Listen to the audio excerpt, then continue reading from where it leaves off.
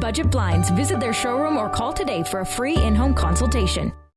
Closer to home here, the provincial government is proposing to have legislation in place to protect farm workers effective next January. Safety on the farm remains a critical issue, especially with the deaths of 4 children this year in farm accidents. Alberta is currently the only province without employment standards coverage for farm and ranch workers. As Gerard Lampow reports, producers are petitioning the government to take a step back and hold off on Bill 6. The bill pushes labour legislation through under a smoke show of farm safety.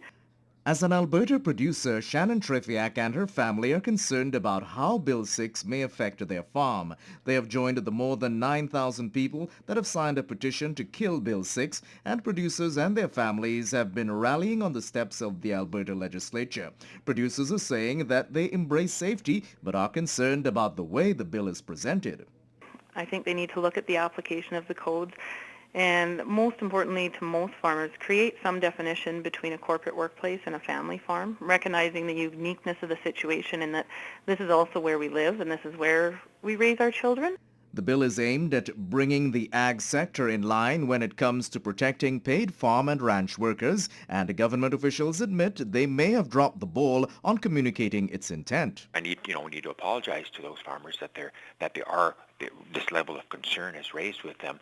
I think I'll take on a lot of that responsibility, but I'm going to do what I can to rectify it. The government intends to pass the bill with amendments before the fall session is complete so that workmen's compensation will be in place by January 1st. I already know that farmers do a really good job. All this is doing is giving them another tool in their first aid kit. But it's not stopping area producers from putting ink on the petition to kill Bill 6. I have an insurance there, critical disability insurance policy that I pay. So if I hurt myself on the farm, that's paying me my wages that I need to be the WCB would be paying. Plus the insurance premium is going to be paying me more than what WCB would. The Ag Minister is hosting several town hall meetings and producers are venting their frustration. The government intends to roll out labor and employment standard rules by April next year and over the next 13 months continue to discuss the OHS rules and their implementation. But producers are pointing to the additional production costs they may face and remain opposed. Let's get this done, let's get this stopped, and let's kill this bill. Gerard Lampow, Newcap News. Now, MLA for Vermilion Lloydminster, Dr. Richard Starke, has also weighed in. He spoke to Newcap News in between sessions at the Alberta Legislature this afternoon. The best thing for government to do, the fairest thing certainly for our farmers in Alberta, is to just simply pause this piece of legislation. Take some time to clarify exactly what the intent is. The Pioneer Lodge is now another step closer to finishing a major expansion project. This after being chosen as the next donation recipients from the group 100 Men Lloydminster.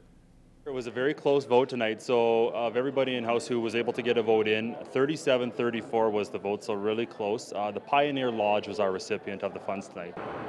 The Extended Care Centre will now be walking away with a check for close to $10,000, which will go towards expansions that are set to give the centre 44 level 4 beds, where residents will be watched by nurses 24 hours a day. They were fundraising for their expansion, so they've got a lot on the go, which is great, and they've got some plans that are in place already, so I think with our donation money here tonight, we're just going to help them get there a little bit quicker. The donation group 100 Men Lloydminster meets once every 3 months in the city, where each member gives a $100 check and votes on a charity to give it to. Well, now that it is December, thoughts turn to Christmas and shopping. But not everyone can afford to buy gifts for their loved ones. The Lloydminster Comprehensive High School is running their Rudolf Round Up campaign for the 18th year, collecting items and presents for children and women at the Interval Home.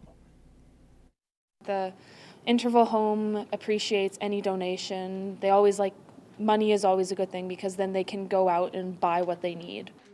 The campaign is part of a grade 12 class where groups are given a family to support. We've given every advisory class a family to adopt, so they're given a family dynamic of a family that may or may not have gone to the Interval Home. it's fun because I know that what I'm doing is helping others. I really hope that they know that they're being loved and they are being taken care of, and that random people who they've probably never met, they care too. Community members can also get involved. There are donation bins at HomeSense, Winners, and Home Hardware until December 11th.